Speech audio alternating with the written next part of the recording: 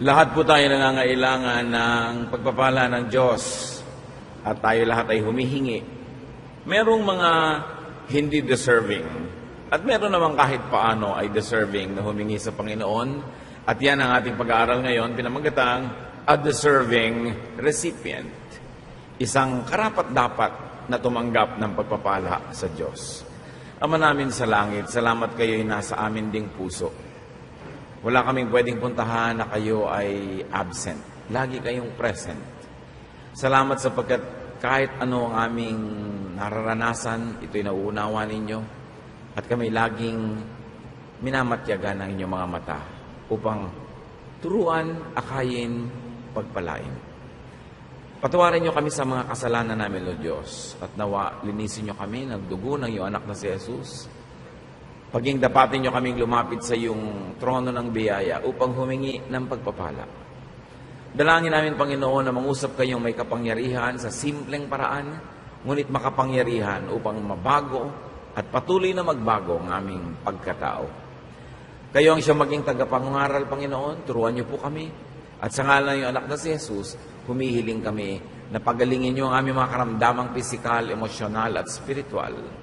At nawa, mapayaman ng aming diwa ang aming espiritu. We ask you, Father, to be the speaker and no one else. Use your servant only as your instrument. Do your will, lead us unto greater knowledge of you. In the name of Jesus Christ, our Lord, your Son, we pray with thanksgiving. Amen. A deserving recipient. Ating mga pag-aaralan, binabalik-balikan ang 2 Kings 20, 1-7, and we will be reading from the Contemporary English Version. First, verse 1. About this time, Hezekiah got sick and was almost dead. Isaiah the prophet went in and told him, "The Lord says to you, you won't ever get well. You are going to die. So you had better start doing what needs to be done." Napakalaking depressant yung magkaroon ng sakit. Lalo pa nga kung masabihan ka na hindi ka nagagaling at tinaningan ng iyong buhay. Lalong-lalo ko ang nagsabi sa iyo isang propeta. Ito pong hari, si King Hezekiah, ay may malubhang karamdaman at natural pinapanalangin niya at ang lahat ng bansa, ng buong bansa na siya ay gumaling. Subalit dumating ang propeta na mayroong napakasaklap na balita. Sabi niya, hindi ka nagagaling, mamamatay ka na, kaya mag-ayos-ayos ka na at ayusin mo ang iyong mga iiwan. What made the news very heavy was that it was prophecy and it was final and executory. Sinabi, hindi ka nagagaling at propeta ang nagsalita. 2 Kings 20:2-3. Hezekiah turned toward the wall and prayed, "Don't forget that I have been faithful to you, Lord. I have obeyed you with all my heart and I do whatever you say is right." After this, he cried hard. Naranasan na ba natin na mataningan ng mga doktor na sasabihin 6 na buwan na lang ang buhay mo, 8 buwan ang buhay mo? Naranasan na ba nating marinig na ito ibinigay tungkol sa ating mga mahal sa buhay? Napakalaking kabigatan ang makarinig ng ganito. At si Hezekiah mismo, diretsyong sinabihan, walang kagatol-gatol, walang kapreno-preno, sinabihan ng propeta, mamamatay ka na. At itong si Hezekiah, nanalangin. He prayed. He made an accounting with God. Sabi niya, huwag niyo pong lilimutin, ako'y naging matapat sa inyo. Sinunod ko po ng buong puso ang lahat ng sinasabi niyo'y dapat sundin. At pagkatapos sa manalangin siya nang nakaharap sa dingding, hindi sa kanino mang tao, siya ay talagang napaiyak. Humagulgol sa Panginoon. But he did not accept and he even appealed that so-called death sentence. Hindi niya tinanggap kahit galing sa propeta. Hindi niya basta na lamang hinayaan na mangyari ito. Siya ay umapila sa Panginoon. At ang kanyang apila, alalahanin niyo po kung gaano ako katapat sa inyo. Meron ba kayong ipinagawa sa akin hindi ko ginawa? Meron bang katwiran na nanggaling sa inyong mga labi na hindi ko isinakatuparan? 2 Kings 20:4-6. Before Isaiah got to the middle court of the palace, the Lord sent him back to Hezekiah with this message. Hezekiah, you are the ruler of my people, and I am the Lord your God, who was worshipped by your ancestor David. I have heard your prayer, and I saw your cry. I will heal you. so that 3 days from now you will be able to worship in my temple. I will let you live 15 years more while I protect you and your city from the king of Assyria. I will defend this city as an honor to me and to my servant David. So matapos i-deliver ng propeta ang masaklat na balita, ay tumalikod na ito at papauwi na. Subalit hindi pa siya nakararating sa kalagitnaan ng malaking bulwagan ng palasyo, ay pinabalik siya ng Diyos. Bumalik ka at sabihin mo ang mensahe ko na ito. At sinabi nga dito ang napakagandang balita. Sabi niya, kinilala ng Panginoon muli si Hezekiah, ikaw ang hari ng aking bayan at ako ang iyong Diyos na sinamba ng ninuno mong si David. Alam niyo po yung pagsamba ni David sa Panginoon ay napakaraming puntos na ibinigay sa kanyang mga kaapu-apuhan. Laging inaalala yun ng Panginoon na si David ay sumasamba sa kanya. Sabi niya, nadinig ko ang iyong dalangin, nakita ko ang iyong mga luha, paghagalingin kita. At hindi lang yon, idadagdag ko sa iyo 15 taon pa ng buhay. At hindi ko lang pahabain pa ang iyong buhay, ipagtatanggol ko pa ang lungsod, ang iyong bayan, mula sa mga kalaban na ngayon ay sumasalakay. So bonanza ang napunta dito kay King Hezekiah. Hindi lang yung request niya na siya pagalingin, yung pati hindi niya ni-request na protection at pagwawagi sa digmaan na napipinto, siya ay pinagpala ng Diyos. So God reviewed Hezekiah's position and ministry. You are the king over my people. Loaded with meaning ito. Ibig sabihin, si Hezekiah ay naging mabuting leader. Na siya ay karapat-dapat lang na alalahanin sapagkat ang kanyang pamumuno ay mainam at matuwid. And he was the ruler of God's people in the name of God. God reviewed Hezekiah's ancestry and relationship with God. Nakita nyo, tinutukoy-tukoy ng Diyos ang ancestry. Lahat tayo may spiritual ancestry.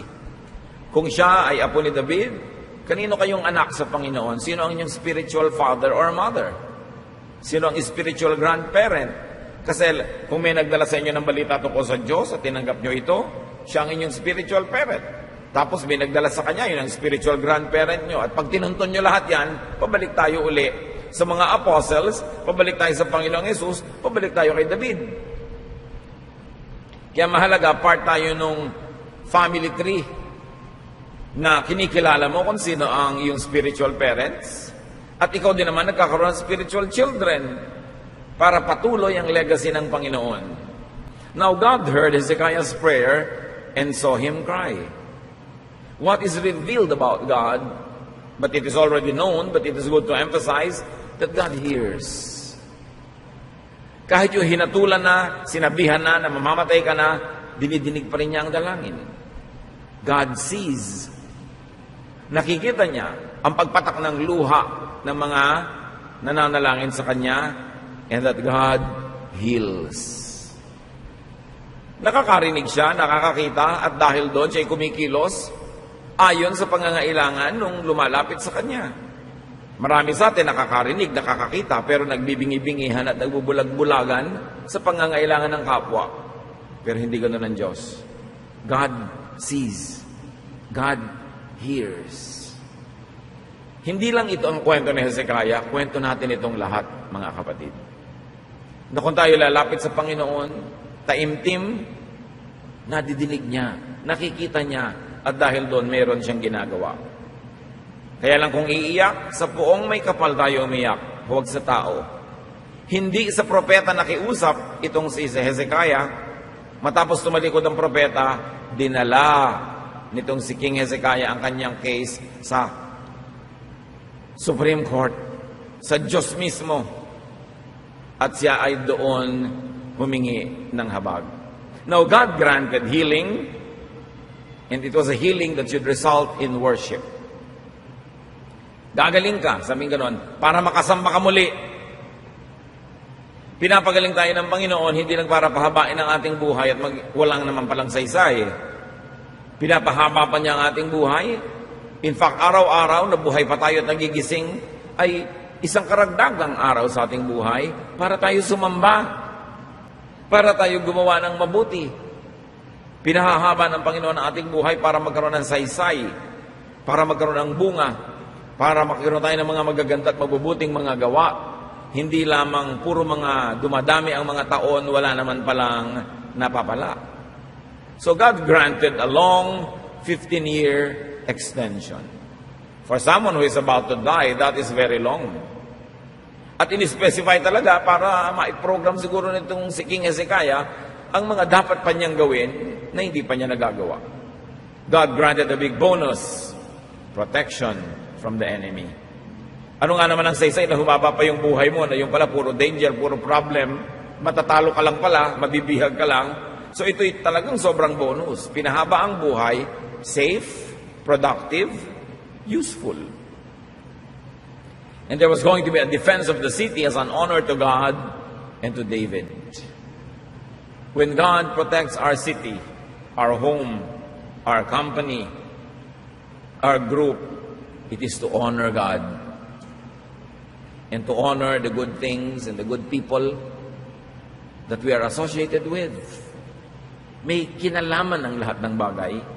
Hindi lang ito isang bukod na pangyayari. So dapat lagi nating inuunawa, ano ang kinalaman ang nangyayari sa akin ngayon sa mga nasa paligid ko? Ano ang dapat maging bunga nito?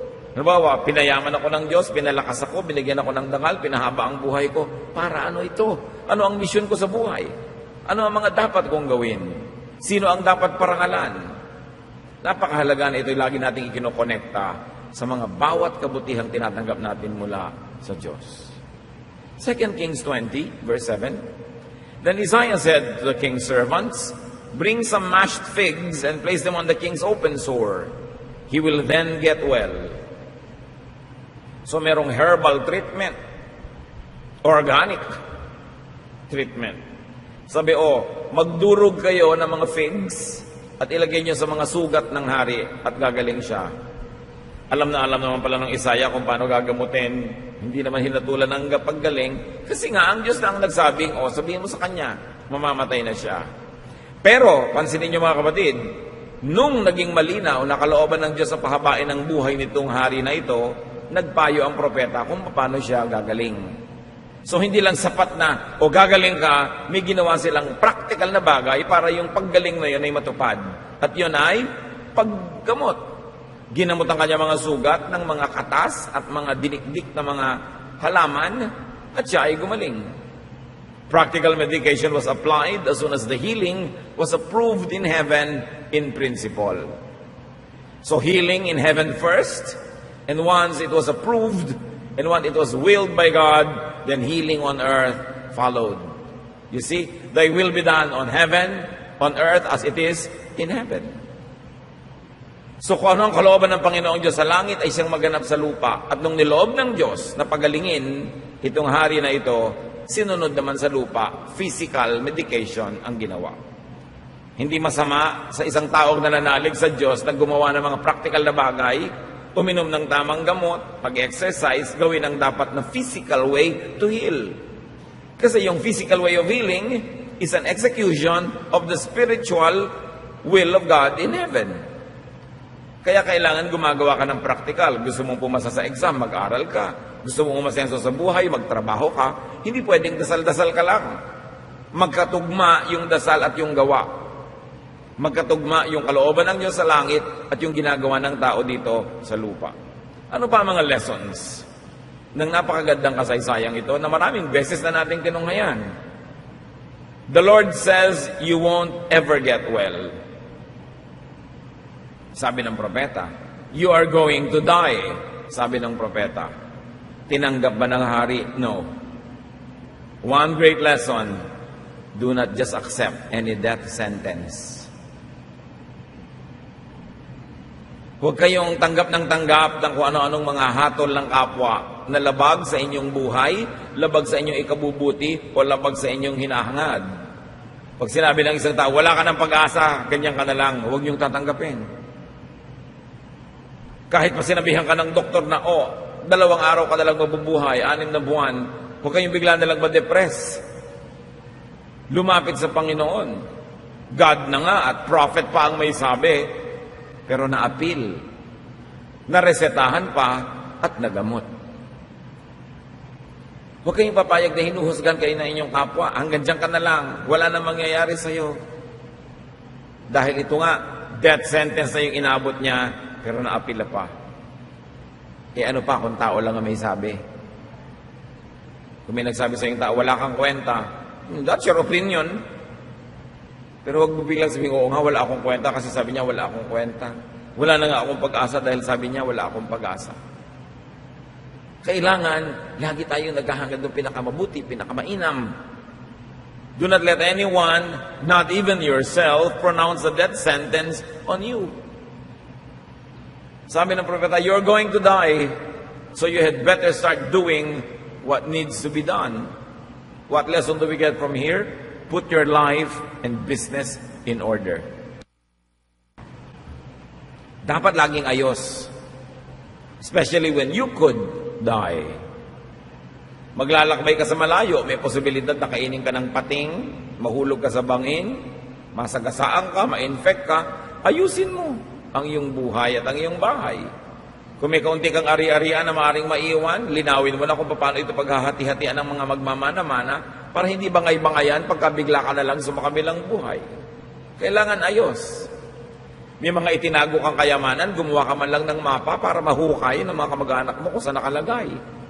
Meron ka mga secret bank accounts, ilagay mo man lang yung mga number at yung mga code sa isang sealed envelope na pag namatay kayo, meron pwede magbukas. Kailangan ayos ang buhay. Lalo't meron ka mga pananagutan. May mga listahan ka ng mga utang at pautang, ayos dapat. Sabi nga nung propeta, ayusin mo na ang buhay mo, malapit ka na mamatay. Kasi one of the things that's really very difficult is namatay ka na nga, ang gulo-gulo pa ng iniwan mo. Matagal ka nang naagnas, hindi pa tapos yung mga suliranin at mga gusot. Kailangan may iniiwan kang kaayusan. Put your life in order when you are likely to die, like when you are ill. Or especially, if you plan to live long, lalo namang dapat mong ayusin ang buhay dahil ikaw ang makikinabang ko, ito'y maayos at ikaw ang malulugi kung ito hindi maayos. Maganda, lalo't may mga ari-arian kayo, merong malinaw na will, last will, and testament. At kung meron kayong mga ganyan, isulat nyo lang ng kahit sulat kamay nyo, mas mabuti, sa isang papel. Ito ang gusto ko mangyari sa mga ari-arian ko. A, pupunta kay B. Di ba? Ganito, ganon, pirmahan ninyo. Malaki ang hold nun, kahit sa korte, lalo handwritten nyo, kahit hindi pa yan notarized. Dapat mainam. A clean inventory of the things that you have. Dapat inaayos ang buhay para tayo man ay mabuhay o sumakabilang buhay, Diyos pa rin ang kaayusan na naghahari. Another lesson is to have some bargaining chips with God. Kung bigla ka man laghatulan, meron ka namang maiapila sa Diyos tulad ng ginawa nitong si King Hezekiah, faithfulness and obedience. So hindi po ba't ako'y naging matapat, naging masunurin? Alang-alang man lang dito, habaan niyo naman ang buhay ko. Dagdagan mo pa ng righteousness, service, and if you are very good at the ministry of giving and goodness to others, lahat yan, pinapakinggan ng langit. Sino makakapagsabi na yung hatol ng Diyos na mamamatay na ang hari at ang propeta pa ang nagsabi ay pwede pang mabaligtad? Dahil ang Diyos madaling kausap, masarap kausap at pwedeng lapitan. So apply this to human relationships. Dapat sa buhay meron tayong bargaining chips. Gusto nyong isama kayo ng magulang nyo sa mga biyahe? May bargaining chip ba naman kayo? Marunong ba naman kayo pagkakasama? Maasikaso ba kayo? O pabaya kayo? Lagi kayong nawawala, nagiging liability. We must have good bargaining chips in life. Kahit hindi natin naiintindihan lagi, ang buhay ay laging merong exchange. May ginagawa ka, may ginagawa sa'yo. May itinatanim ka, meron kang inaani. Kaya dapat meron tayong mga mabubuting katangian. Kung gumagawa ng listahan ng mga isasama halimbawa sa bakasyon, 5 lang, 7 kayo, sa palagay nyo sinong malalagay na unang 5? Di yung mga may good bargaining chips. Ito masarap naman itong kasama kasi masipag. Ito madaling kasama kasi hindi ito suplada. Ito masarap kasama kasi hindi masyadong legalistic mapagbigay. Diba ayaw natin ng kasamang mabigat, yung mabigat sa loob. So dapat lang tayong may ginagawa. Para kung may pipiliing bubuhayin, mapasama ka naman, hindi doon sa ikaw agad yung bibitayin. Pag mayroong pipiliin ng Diyos sa pagpalain, ikaw naman ay mauna-una sa listahan. Kahit sa ating kapwa, meron siyang handaan, mamimili siya ng bisita. Tingnan nyo kung naiimbita ka o hindi. Madali naman yan eh. Sino ba yung laging mga ayaw ng tao? Di ba yung mga masusungit? Yung mga hindi mapagbigay, yung mayayabang, yung mga maaarting, wala namang accomplishment sa buhay eh. Proud pa. Ang pinagmamalaki lang yung accomplishment ng lolo o lola na ang tagal-tagal lang na mayapa. Pero pati itong si Apo na walang accomplishment, mayabang. Sino bang natutuwa sa mayabang? Sino bang natutuwa sa suplada? Sino bang natutuwa sa mga masusungit? So liban na lang you're very, very brilliant. Na talagang kailangan ka because of your brilliance. It's important to add value to yourself by being nice, by being good, by being forgiving. At dapat ang tao maluwag at magaan kasama. Kasi kahit nga talented ka, hindi ka pa rin ang isasama kung ang hirap mo namang makasundo. Dapat nagre-review tayo niyan. Lesson sa buhay nitong si Hezekiah, meron siyang bargaining chips. Kung tayo ba ay sabihan ng Panginoon sa isang panaginip, maganda ka na, 3 araw ka na lang mabubuhay. May masasabi pa tayong, Lord, di ba faithful naman po ako sa inyo? Di ba sumusunod ako sa inyo? Habaan niyo naman po yung buhay ko. Alam ko pong masarap na mag to die is gain, pero gusto ko pa pong mag to live is Christ. Habang maaari sana. Don't squander opportunities to do good. Bawat tao na nirefuse natin, at the same time, meron tayong opportunity to accommodate. Bawat tao na inis sa atin o ininis natin, may kakambal yun na opportunity na mapalapit ang loob sa atin kung ginawa natin ang tama. Bawat tao na kakaaway natin, may kakambal na opportunity na maging kaibigan natin kung tama ang ating handling. Sa bawat opportunity, pipiliin natin, ako ba yung magiging mapagbigay o ako yung pagbibigyan? Ako ba yung magiging mapagpatawad o kayo nangangailangan patawarin? Kasi sa ganun nating pagsukat, mga kapatid, malalaman ninyo, if you're desirable to be around, if you have bargaining chips with people and with God. Sa bawat araw may pagkakataon tayo na maging kaibig-ibig sa kapwa. Pipiliin ba natin yun na maging kainis-inis? Pipiliin ba natin na maging tamad imbes maging masipag at maging mapagbigay? Pipiliin ba natin na maging pabigat kesa sa part of the solution? Isa sa mga kamangmangan ng tao, yung sa pagpili, ang pinipili niya siya yung maging, minsan may iba pa, they really choose to be bitchy. They really choose na magsalita ng masakit. They choose na manghiya ng kapwa. Pero anong napala nyo? May tao nagalit sa inyo, nagdamdam? Sooner or later, you will need this person's favor or kindness. And do you think this person will give it to you? Isa sa mga pinakamalaking kamalian ng tao, yung pwede siyang pumili na maging mabuti o masama, yung pinipili maging masama.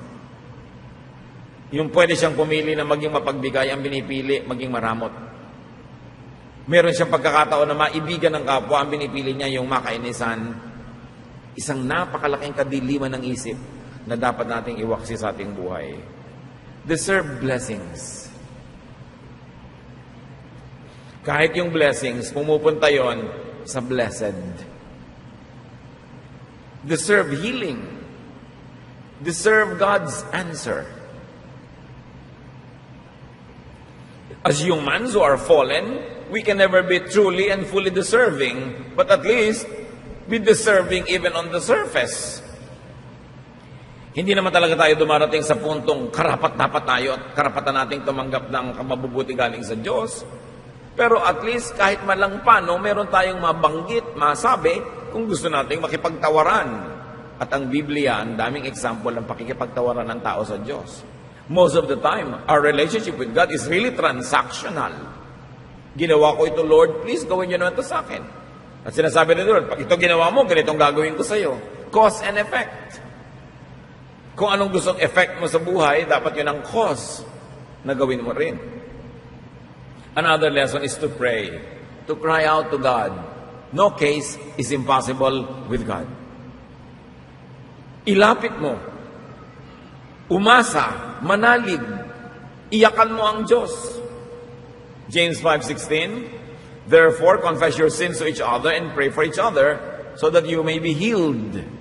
The prayer of a righteous man is powerful and effective.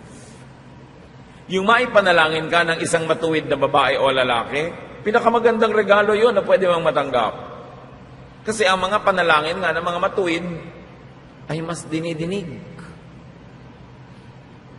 Kaya napakainam na tayo mismo yung maging matuwid at kung hindi man, be in good standing with people who are in good standing with God because they can be your emissaries to God. They could be your ambassadors and they could plead for you.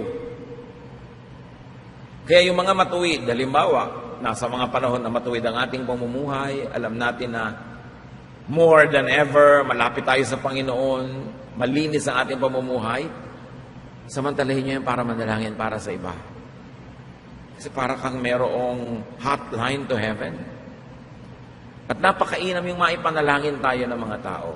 Pero, again, ikatutuwa ba ng kapwang ipanalangin ka? Kaya dapat talaga yung ating behavior, pinipilit natin maging mabuti. So pray and get prayed for. Kung may hihingin kayo sa kapwa, lalo't ito yung mabuting tao, ang hingin nyo panalangin. Daig nyo pa ang nabigyan ng pera o ari-arian. Dahil pag ipinapanalangin ka ng isang taong dinidinig ng langit, can you imagine all the blessings that will be coming your way? Have a prayerful community. Lagi nyo isasali sa inyong mga activities ang panalangin. Family gatherings, friends, kahit mga outing, laging manalangin. Kasi pag tayo nananalangin, talagang kumikilos ang kapangyarihan ng langit para sa ating pabor. And another lesson here, of course, is to be likable so people will love to pray for you. Bakit may mga tao ay pinagmamalaki nila na mataray sila? Parang napakalaking katangian. Bakit ipinagmamalaki na ako, nambabara ko ng kapwa? Bakit ipagmamalaki mo na ikaw ay brutally frank? May mga bagay na dapat ikinakahiya, hindi ipinagmamalaki. Patuloy nating siyasatin ang ating mga sarili. Another lesson is to respond to and reciprocate God's blessing and dealing with worship. Kita niyo sabi ng Panginoon, pagagalingin kita para makasamba ka. Nakita niyo, ang biyena nitong si Peter, nung pinagaling ng Panginoong Jesus, naglingkod, pinakain sila. Pinagagaling tayo para magkaroon ng saysay yung buhay natin for the furtherance of God's kingdom and for service to fellow human beings.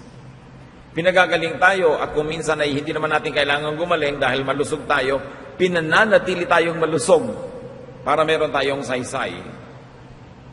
Si David, matapos mamatay ang kanyang anak na siya ay hindi kumain, hindi uminom, pinananalangin niya dahil nag-aagaw buhay. Nung namatay na yung anak niya, wala na siyang magagawa tungkol doon, nagbihis, naligo, sumamba. Yung may ketong na pinagaling ng Panginoon, 1 out of 10, yung isa bumalik para sumamba, magpasalamat sa Panginoon. Pag ginagawan ka ng Panginoon ng pabor, inaantay niya na magpakita ka ng pagpapasalamat. Dapat lang yun. Luke 17:17, Jesus asked, "Were not all 10 cleansed? Where are the other 9? Pag may gumawa sa'yo ng mabuti sa iyong kapwa, isang kapwa mo gumawa sa'yo ng mabuti, dapat pumunta ka magpasalamat. Kung kakayanin mo, magsukli ka, magregalo ka, gumawa ka rin ng mabuti. Pinaglingkuran ka, paglingkuran mo rin. Kung hindi mo pa kaya, pag dumating ang panahon kaya mo na, sikapin mo na maglingkod din. Laging isinusukli, ginagantihan, ginagawa ng mabuti, ang gumagawa sa atin ng mabuti. Kasi pag kami ginawa sa iyong mabuti, nagpasalamat ka, ibinalik mo yung buong goodwill sa Kanya, edi ibabalik niya sa iyo, pabalik-balik. There is circulation of goodwill instead of it slipping under your pillow. May mga taong gagawin naman ng mabuti, hindi mo lang marunong magpasalamat.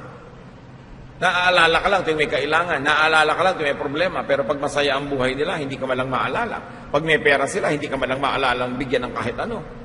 Pero pag walang-wala, naaalala ka naman. One-way relationship. Do you think it will last? It is not sustainable. Parang pendulum. Alam niyo yung pendulum, kaya hindi tumitigil ng pagbabalik-balik. Kasi ibinabalik niya. Pag nakarating siya doon, babalik siya dito, pabalik-balik. So ang mga kabutihan ba na tinatanggap natin, sinusuklian natin?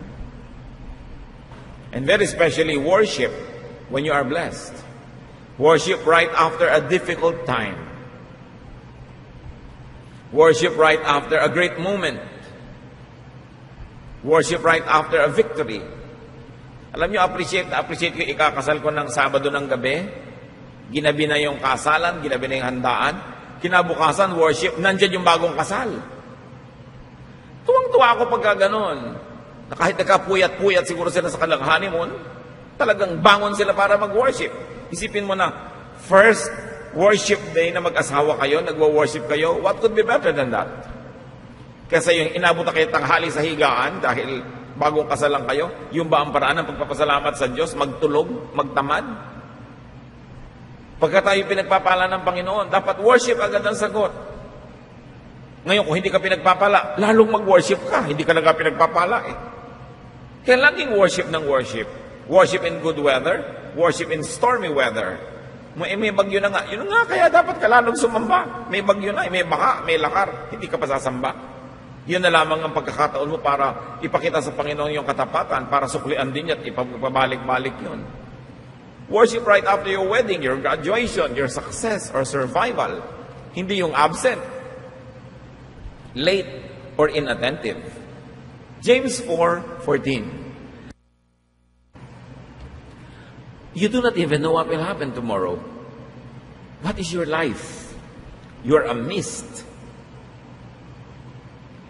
A mist that appears for a little while and then vanishes. Hindi nito minamaliit ang buhay. Itinuturo sa atin na lalong pahalagahan ang bawat sandali. Kaya hindi mo na alam kung ano mangyayari bukas. Alam mo ba? Para ka lang isang usok. Yung binuksan mo yung kaldero, umusok. Sandali lang wala na. Mainit na kape, may usok. Mamaya wala na. Sabi, ganyan lang ang buhay mo. Here now, gone tomorrow.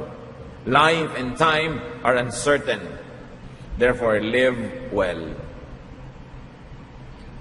Sabi nga nitong propeta, ayusin mo ang sambahayan mo, ayusin mo ang buhay mo. Kaya sa Tagalog, napakaganda ng ating greeting na mabuhay. It's when live, get alive, get a full life. Hindi yung nabubuhay ka, tatamlay-tamlay ka. Kainan, wala kang gana, ayaw mong kumain. Tulugan, hindi ka makatulog. Tawanan, hindi ka tumatawa. Kasiyahan, hindi ka kasali. Ba't ka pa nabuhay kung pwera ka lang? Alam niyo, ibig sabihin ng mabuhay, involve ka. Kaya, nag-i-inhale ka, nag-i-exhale ka, nagpapalitan lang kayo ng hininga ng mga halaman. It's an exchange. It's very important to have good exchange. Hindi katulad ng mga naninigarilyo, mag-i-exhale sila ng lason, mai-inhale mo dahil dumadaan ka. It's very unkind and very rude for smokers to let non-smokers inhale their polluted air. Kasi may exchange nga pero negative. Dapat positive ang exchange. Sasandali ang buhay, ba't ka gagawa ng mga kaaway? Sasandali ang buhay, bakit ka maiinis o mangiinis? Ba't di ka magtanim ng mabuti? Ecclesiastes 8:15, payo ni Solomon, so I think we should get as much out of life as we possibly can. There's nothing better than to enjoy our food and drink and to have a good time. Then we can make it through this troublesome life that God has given us here on earth. Sa katalinuhan ni Solomon, nalaman niya, nakita niya, kahit ano pa ang buhay, nagwawakas din. Yung future tense, may graduation bukas, sa makalawa, past tense na yon. Meron kang tagal-tagal na inaasam, naka-future tense, tapos biglang nangyari na, tapos na. Parang ang tagal-tagal mo naghahanda sa Noche Buena, tapos biglang, tapos na. Ang tagal-tagal mo naghahanda sa kasalan, tapos, tapos na. Ganun lang ang lahat. Dugtong-dugtong lang ng mga ginagawa, tapos na. May bago kasi si ulan, tapos na. Paano ngayon yung buhay mo? Ganun lang ba yun? Kaya sabi nitong si Solomon, hanggat maaari, get the most out of life. Kumakain ka, kumain kang mabuti. Nagsasaya ka, magsaya ka. Naglilingkod ka, maglingkod ka mabuti. Hindi naglilingkod ka, nakasimangot. Naglilingkod ka, half-hearted. Naglilingkod ka, low quality. Naglingkod ka na rin lang. Gawin mo ng passionate. Kasi hindi na ladating uli yan. Minsan lang, ang isang araw na lumampas sa buhay mo, hindi na babalik. So dapat, get the most out of life. and also give the most to life, to God, to your fellow men. Ecclesiastes 3:12, I know that there is nothing better for men than to be happy and do good while they live. Halimbawa, nung nanalangin si Hezekiah sa Panginoon, sinabi ni Lord, kahon, bayong, the same, mamamatay ka na rin talaga. Talagang final na yan. Dapat wala na siyang regret. Sasabihin niyo, Lord, pambihira naman. Bakit? Ilang taong ka na ba ngayon? O halimbawa mo, 40, 50, 60, 70, 80, whatever. Sasabihin ni Lord, hindi pa ba sapat yun? Para ka magmahal at mamahal? Para ka kumain, magluto? Para ka magbigay at tumanggap? Yung bang 10 taon, 20, 30, kulang pa yon para maranasan mo na mahalin at magmahal? Para gumawa ng mabuti at tumanggap ng mabuti? Pero kahit bigyan ka ng Panginoon ng 300 years to live, kung hindi ka man magmamahal at walang magmamahal din sa'yo dahil hindi ka kamahal-mahal, sayang lang yan 300 years mo. Bigyan ka man ng 90 years to live, wala ka man lang naitanim ni isang puno. Wala ka man lang natulungan ni isang kapwa. Di ba't pa pinahaba yung buhay mo? Sayang lang. Ganon din pala. Wala din. Zero din ang ending. So isang lesson dito, ang lagi natin sinasabi mga kapatid, maximize happiness. Kung mas mapapasaya nyo pa yung okasyon, yung buhay, yung sitwasyon, gawin nyo. Kasi baka hindi na bumalik. Baka mag-apila ka, hindi ka pagbigyan. Wakasan na rin yung buhay mo. Di dapat ang dami mo nang naging happiness? Minimize pain. Namimili lang naman tayo. Will I maximize happiness or minimize it? Will I minimize pain? Dapat sa pinakakonti, kinukonti, binabawasan natin ang pain. Meron akong gustong sabihin masakit sa kapwa ko, pero I like to minimize pain. Hindi ko na lang sasabihin.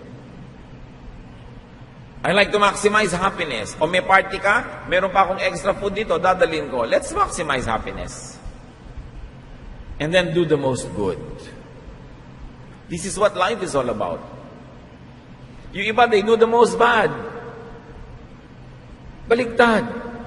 Pag ginawa natin tong tatlong to, kahit anong oras kayo bawian ng buhay, wala na tayo dapat ipagsisi. When you maximize happiness, minimize pain, and do the most good every day, any day you can go. Pero hindi naghihingalo ka na lang, sumuteka, hindi pa po ako nakakakain ng masarap na melon. Ang haba-haba ng buhay mo, hindi ka malang kumain. Kung talagang ginusto mo sana, nangyari yan. At kung mabuti ka, masipag ka, makakakain ka niyan. May magbibigay sa'yo, bibigyan ka ng Diyos. Hindi tayo dapat, it's not the number of years in our life, but it's the life in every year. Magpakatalino tayo mga kapatid. Alam natin yan, bigla-bigla na lang may namamatay na kapitbahay. Nahulaan pa naman mag-a-abroad. Pero hindi na pala natuloy, mamamatay na siya. So mali yung hula. Merong bigla na lamang na ikakasal bukas, ngayon, binawian ang buhay. So hindi na natuloy honeymoon. Hindi ko naman ibig sabihin mag-honeymoon na kayo agad. Pero ang point is, dapat kung bawian ka ng buhay ngayon, wala ka ng regret. Kasi lahat ng buhay na ibinigay sa'yo nung nakaraan, you maximized happiness, you minimized pain, and you did the most good. Then you will not be possessed by regrets. Yung dapat mong batiin mo na. Hindi naghihingalo ka na, ipapatawag pa. Yung dapat mong kausapin mo na. Yung dapat mong mahalin mo na. Dahil hindi natin alam, life is a mist. Make the most of time. Psalm 90:12, teach us to use wisely all the time that we have. Plant good seeds. Plant good deeds. These are defining moments. And then be a deserving recipient of God's blessing. Nawa, pag humingi tayo sa Panginoon at inungkat natin sa Kanya yung mga mabubuting bagay na ginagawa natin na siya rin naman ang nagbibigay sa atin ng kapangyarihang gawin, nawa, meron man lang tayong maungkat, masabi, hindi yung walang-wala kang masabi. At nawa, i-honor yun ng Panginoon. At kung hindi man, at sinabi rin niyang, wala ka ng extension, in my divine will, yan na talagang oras mo, dapat wala kang regret. Live so that you will not die with regrets. Panginoon, salamat sapagkat kayo'y nagpapaalala sa amin ng kahalagahan ng buhay. Na hindi kami dapat magwaldas ng panahon. Hindi namin dapat gamitin ng isang okasyon para kami kainisan, kundi para kami katuwaan. Na hindi namin dapat sayangin ang pagkakataong gumawa ng mabuti at pipiliin pa namin gumawa ng hindi mabuti. Turuan mo kaming kilalanin ang aming mga kamangmangan, kadiliman ng isip, ang aming mga yabang, ang mga pagkakamali namin na bigyan ng halaga ang aming sarili, imbes pahalagahan namin ang aming kapwa. Turuan mo kami, Lord, like King Hezekiah, na kung lalapit sa inyo, bagamat hindi naman pwedeng ipagmalaki dahil sa inyo rin ang gagaling, pero meron man lang kaming mailabas, maungkat ng mga mabubuting ginagawa namin. At salamat because you enable us to do good. Pagbulay-bulayan natin mga kapatid, ang ibig sabihin ng mensaheng ito sa ating mga personal na buhay. In silence, let God give us very practical wisdom so that we may learn and benefit from this story. Lord, sa amin pong patuloy na pananahimik sa iyong presensya at pagbubulay-bulay, kausapin mo ang bawat isa nang makita namin ang mga practical na gamit sa panahon namin sa matandang kwento na ito. Let's be alone with the Lord and be blessed. Life is precious, and may we get extensions of our life, and if not numerical extensions, extensions in quality. Lord, lead us, teach us. Continue to be with the Lord in silent meditation.